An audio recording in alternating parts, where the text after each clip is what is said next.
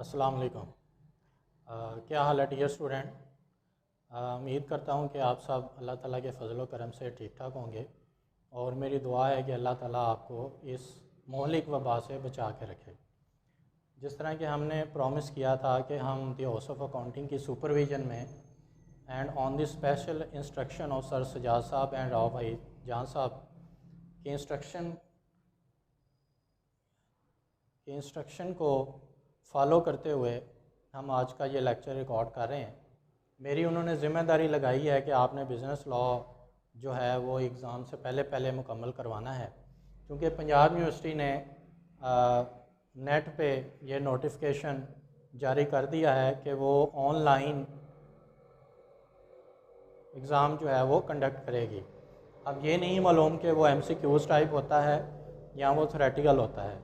ज़्यादातर चांसेस यही हैं कि वो MCQs टाइप पेपर होगा, लेकिन अगर वो एक MCQs टाइप पेपर हुआ तो फिर इसमें हमारे लिए थोड़ी सी और भी मुश्किलात बढ़ जाएंगी, क्योंकि हमने अभी जितने भी थ्योरेटिकल सब्जेक्ट या अकाउंट्स या जितने भी और सब्जेक्ट पढ़े हैं वो हमने थ्योरेटिकल पॉइंट ऑफ व्यू से पढ़े हैं, जबकि ऑब्जेक्टिव टाइप के अंदर हमें हर एक टॉपिक को बड़ा डीपली और कंसेप्चुअल स्टडी करना पड़ती है। इसलिए हमने इसी हालात के पेश नज़र ये फ़ैसला किया कि हम इस लेक्चर सीरीज़ के ज़रिए कोशिश करेंगे कि अपने बच्चों के कंसेप्ट्स जो हैं वो हर टॉपिक के क्लियर करवाएं। और मैं आप लोगों को रिक्वेस्ट करूंगा कि आप ये मेरे लेक्चर सीरीज़ मुकम्मल सुने और जो भी हम टॉपिक डिस्कस करेंगे मेरी कोशिश होगी कि उसके कंसेप्ट्स आपको क्लियर हों। लेकिन अगर फिर भी आपको किसी कंसेप्ट में प्रॉब्लम आए तो आप नीचे कमेंट में आप क्वेश्चन कर सकते हैं, मैं आपको उसका आंसर भेज दूंगा, या मैं अपनी ईमेल आईडी भी वहाँ पे दे दूंगा, आप वहाँ पे भी मुझे क्वेश्चन भेज सकते हैं। तो डियर स्टूडेंट, हम स्टार्ट करते हैं बिज़नेस लॉ। बिज़नेस लॉ एक टेक्निकल सब्जेक्ट है और यकीनन ये काफ़ी बच्चों ने पढ़ भी लिया हुआ है। बिज़नेस लॉ का जो सबसे पहला पोर्शन है वो हमारे पास है law of contract. Law of contract का जो सबसे पहला इंपॉर्टेंट क्वेश्चन होता है हमारे पास, वो सवाल क्या होता है। मैं इस क्वेश्चन को रिपीट कर देता हूँ, फिर मैं उसकी डिटेल की तरफ आऊँगा। जो लॉ ऑफ कॉन्ट्रैक्ट है उसमें सवाल हमारे पास आता है जी, डिफ़ाइन एग्रीमेंट और डिफ़ाइन कॉन्ट्रैक्ट और the elements of contract and also explain the important essentials of a lawful contract. एक तो ये हमारे पास क्वेश्चन आता है जो सीधे तर्ज से क्वेश्चन पूछा जाता है। दूसरा सवाल जो इसमें पूछा जाता है वो ये पूछा जाता है कि इस ऑल कॉन्ट्रैक्ट्स आर एग्रीमेंट्स और all agreements are not contracts. क्या सारे जो कॉन्ट्रैक्ट्स हैं वो एग्रीमेंट्स हैं, क्या सारे एग्रीमेंट्स जो हैं वो कॉन्ट्रैक्ट्स हैं। आप इस स्टेटमेंट को एक्सप्लेन करें। तो इसमें भी वो बेसिकली हमसे एसेंशियल ही पूछता है कि आप कॉन्ट्रैक्ट के जब आप सारे एसेंशियल बताते हैं तो एक लॉफुल कॉन्ट्रैक्ट बन जाता है। लेकिन कॉन्ट्रैक्ट की सबसे पहले हम नेचर समझेंगे, उसको डिफ़ाइन करेंगे, फिर हम इसके एसेंशियल्स की तरफ अपने दूसरे लेक्चर में जाएंगे। तो आज मैं आपको बताऊंगा कि कॉन्ट्रैक्ट की नेचर क्या है और ये एक लॉफुल कॉन्ट्रैक्ट बनता कैसे है। तो लेट्स सी स्टूडेंट, सबसे पहले हमारे पास जो सब्जेक्ट है वो है बिजनेस लॉ। बिजनेस लॉ के अंदर हम सबसे पहली चीज़ जो डिस्कस कर रहे हैं वो डिस्कस कर रहे हैं जी कॉन्ट्रैक्ट एक्ट 1872 का, इसको हम डिस्कस कर रहे हैं। डियर स्टूडेंट, बिज़नेस क्या होता है और लॉ क्या होता है, ब्रीफली आप सुन लें। बिज़नेस आपने I2B में पढ़ा हुआ है, any lawful activity which is done for the sake of earning profit, उसको हम कहते हैं बिज़नेस।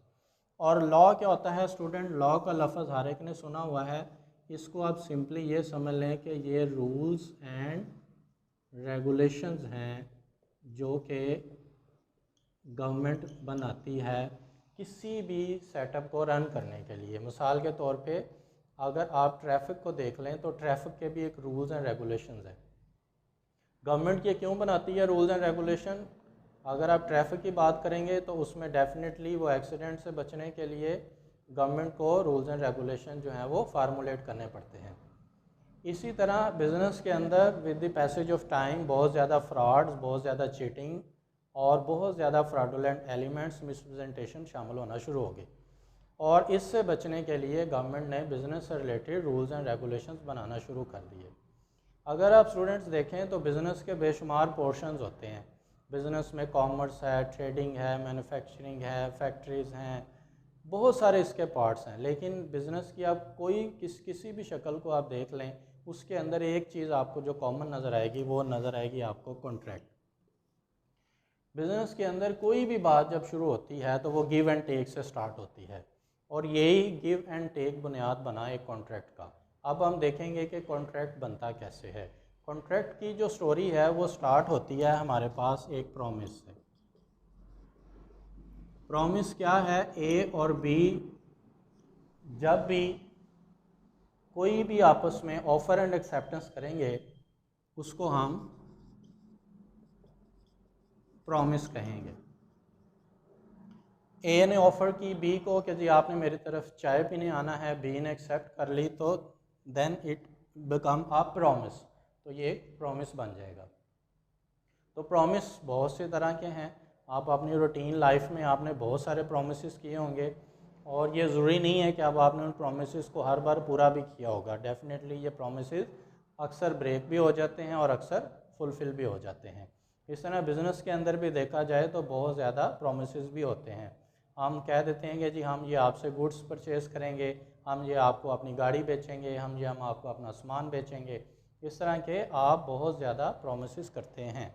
अब प्रॉमिसेस कुछ हमारी जनरल लाइफ के भी हैं, कुछ बिज़नेस लाइफ के भी हैं, कुछ कमर्शियल्स हैं, कुछ डोमेस्टिक्स हैं, कुछ रिलीजियस टाइप्स के हैं। डिफरेंट किस्म के प्रॉमिसेस हम अपनी लाइफ के अंदर परफॉर्म कर रहे होते हैं।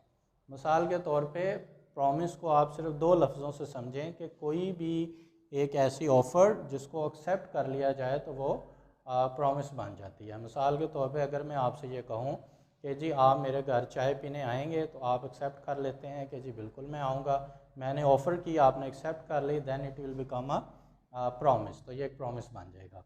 तो हर कॉन्ट्रैक्ट की जो बात शुरू होती है वो प्रॉमिस से शुरू होती है। नंबर 2, प्रॉमिस के बाद हमारे पास आ जाता है डियर स्टूडेंट्स एग्रीमेंट। एग्रीमेंट क्या होता है डियर स्टूडेंट? कि अगर आप इस प्रॉमिस के साथ अटैच कर दें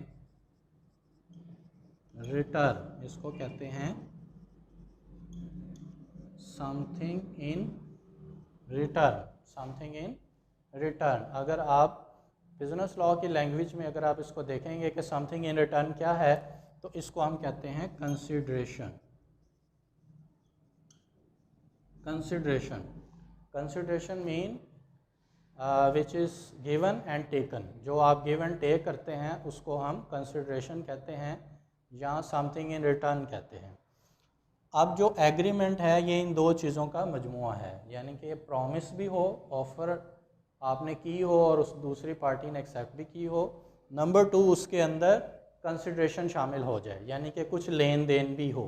मिसाल के तौर पे जिस तरह मैंने आपको पहले मिसाल दी कि अगर आप मेरे घर चाय पीने आएंगे, मैंने आपको ऑफ़र की, आपने एक्सेप्ट कर ली, तो इसमें मैं तो आपको चाय पेश कर रहा हूँ, लेकिन आप मुझे क्या पेश कर रहे हैं, इसमें गिव एंड टेक नहीं है, तो इसके अंदर समथिंग इन रिटर्न वाला एलिमेंट नहीं है।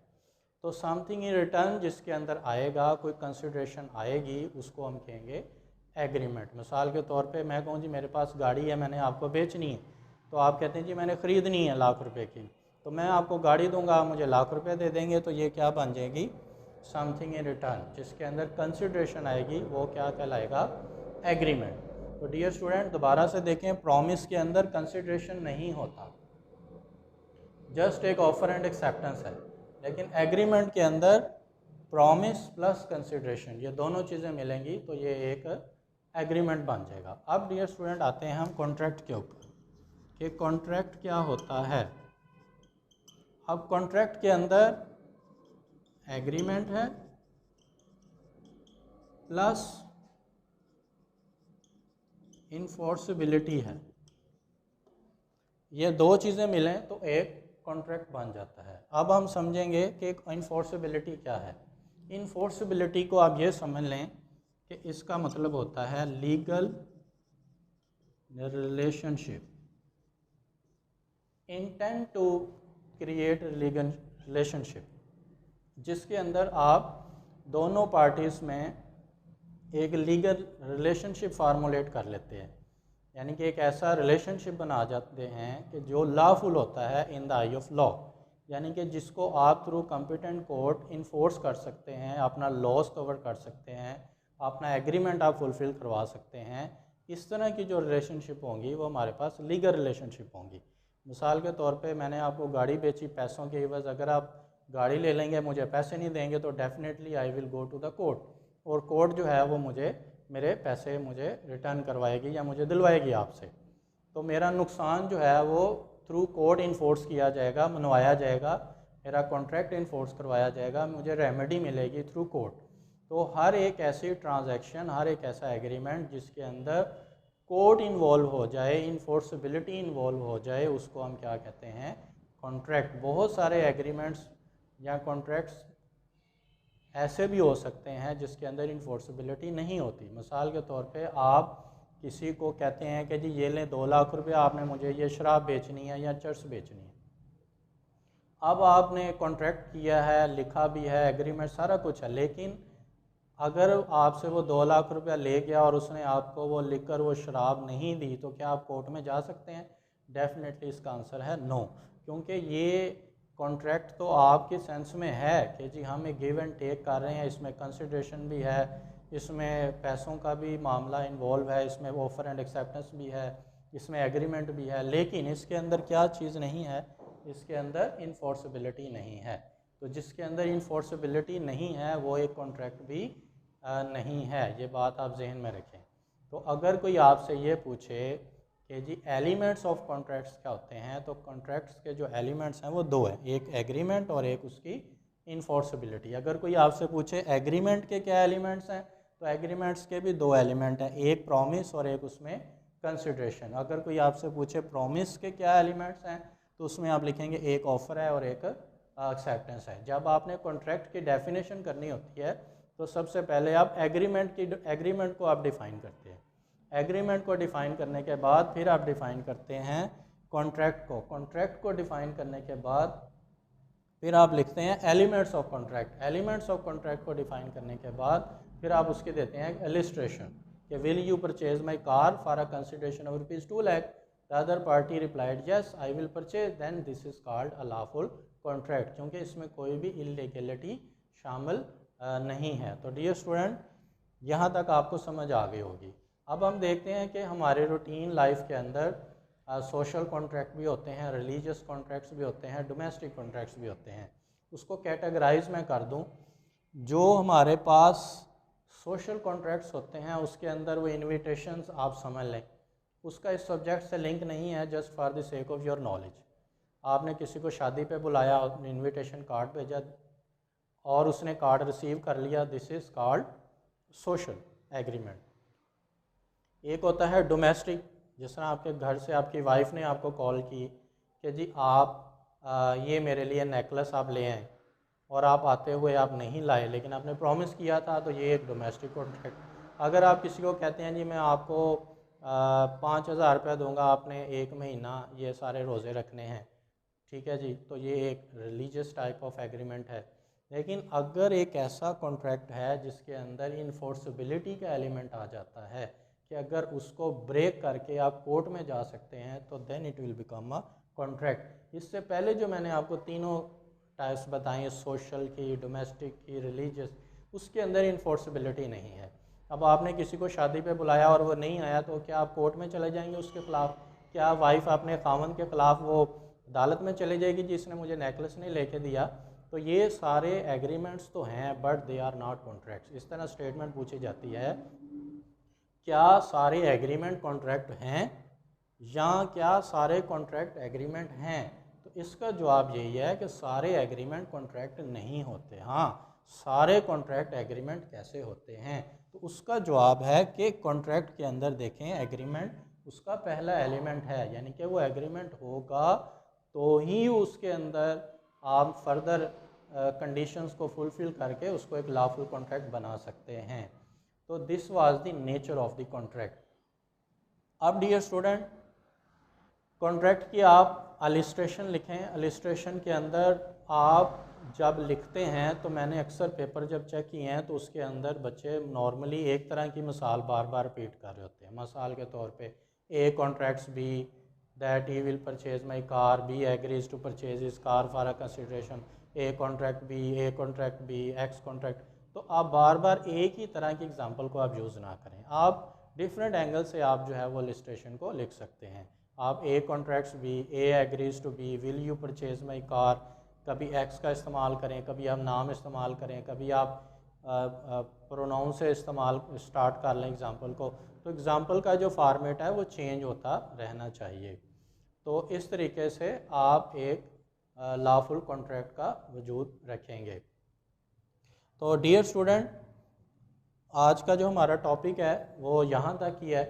और अब जाते हुए मैं कल के लेक्चर की आपको डिटेल बता देता हूँ कि कल हम इंशाल्लाह ताला कॉन्ट्रैक्ट के जो आगे इसके इम्पोर्टेंट एसेंशियल्स हैं वो हम सारे डिस्कस करेंगे।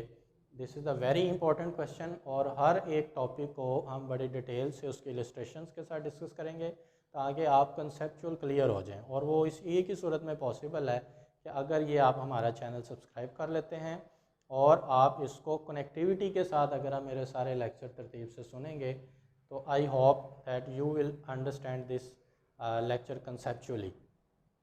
और जाते हुए मैं आपके पास एक सवाल छोड़ के जा रहा हूँ, आपने मुझे इसका आंसर जो है वो कमेंट में देना है।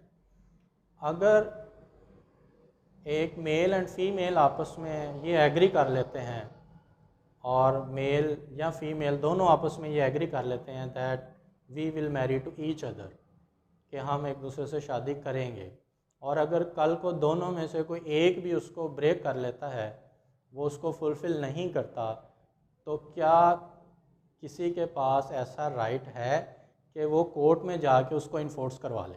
आपने इसका जवाब मुझे देना है। और अगर आप एक दो लाइन डिटेल में दे देंगे तो मेरे लिए समझना आसान होगा।